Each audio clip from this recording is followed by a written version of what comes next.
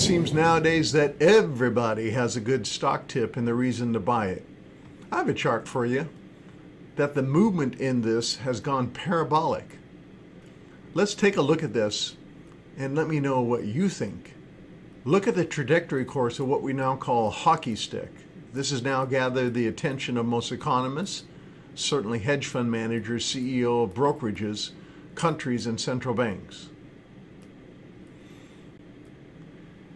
I have a question for you. Would you buy this stock since it's gone up precipitously? Or do you think it's ready for a major crash? Let's take a look and let's put some data behind the chart so we can see a real clear picture. Sometimes a chart can be misleading until we fill in the proper data. So let's do that. On the bottom, let's put the timeline in. On the left side, let's put in the rise. Now, the shocking thing. Let's give it its name.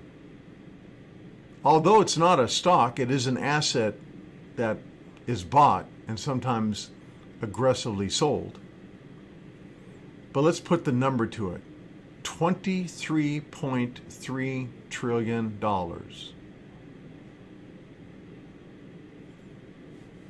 Now you can see the real story, why economists, central bankers, hedge fund managers, and billionaires are all talking about the problem that's growing with the U.S. debt.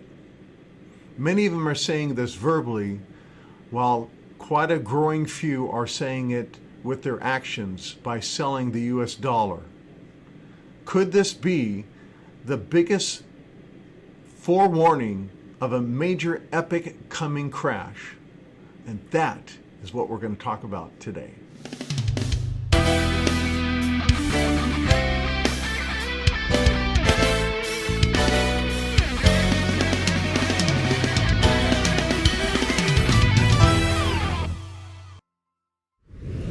$23 trillion. I feel like I'm like that guy in the movie, that goes like this.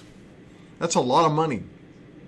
But most Americans don't understand what $1 trillion is.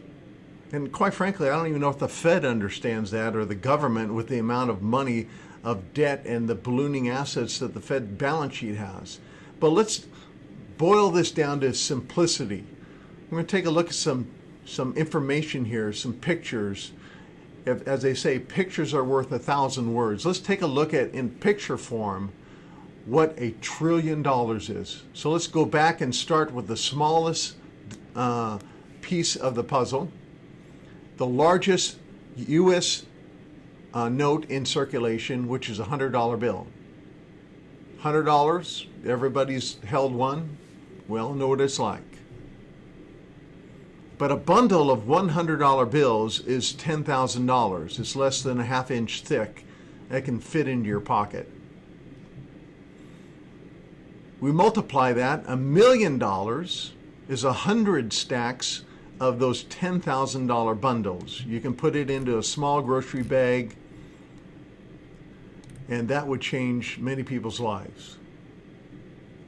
If you stacked those bundles on a pallet about waist high, that'd be worth $100 million, neatly stacked. If you multiply those pallets by 10, that's $1 billion. Now here's where it really gets multiplied. The difference between $1 billion and $1 trillion is shocking. 1 million pallets of those $1 million, you can see these pallets, they're double stacked high. That's $1 trillion. You can see on the left-hand side, the man is there and is dwarfed by this $1 trillion, which is taller than him. So how do we get from $1 trillion visually to $23.3 trillion? Let's take a look at a football field and let's put the money inside of it. Let's cover the field and let's stack them on top of each other to the height of the bottom of the goalpost, the yellow goalpost at the end of each end zone. And that's enough bills 10 feet high, but we don't stop there. We have to multiply the stadiums times 16 stadiums. 16 stadiums, visualize with me, with money stacked 10 feet high, covering the whole football field. That is the equivalency of $23 trillion. Need another reference? Let's use time as an example. Let's go back in time, and every second we add to time going backwards, we'll add $1 billion until we get to $1 trillion. Let's see where that would take us. $1 billion going back in time, just 1 billion is the year 1981. So the question is, how much is $1 trillion going back in time? Here's the shocking thing. 29,700 BC. So we can say, conservatively, $1 trillion by using either example, 84 stadiums of football fields filled with money, or time. $23 trillion plus is a heck of a lot of money. But that's just, unfortunately, a small piece of the puzzle. Remember these two gentlemen? Kenneth Lay and Jeffrey Skilling, both indicted for fraud. What am I referring to? The Enron scandal. What did Enron do? They used a thing called off-balance sheets. In other words, they took their debt, their liabilities, and they moved them in an off-balance sheet which deceived investors. And the government came down hard on them. Ironically, the very same thing that the two executives from Enron were indicted for and found guilty, our very own government does the exact same behavior. They call it unfunded liabilities. In other words, you have the national debt, which is $23.3 trillion. Then you have a whole nother set of books that they don't really want to talk about, which is called unfunded liabilities. That's $123 trillion. Let's take a look at the chart. So here you see that we have the national debt at the top, 23 trillion. A little bit lower, you see that number, total U.S. unfunded liabilities, $123,300 trillion.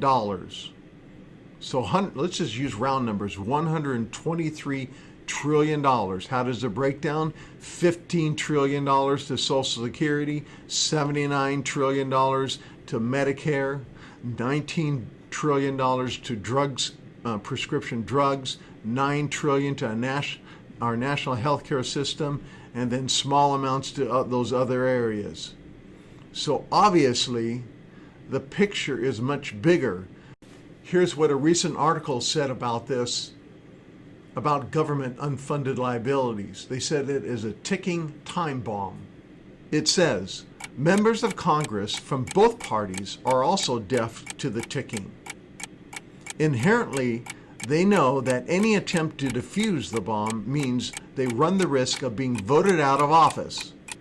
The same is true at the White House, where Donald Trump, like Barack Obama before him, never mentions the impending catastrophe. So now let's put the numbers together of the real picture. $23.3 trillion and $123.3 trillion. The total amount is staggering. So it's no longer 16 football stadiums. We need to expand that number. The shocking number is 84 football stadiums for $123 and $46.6 trillion.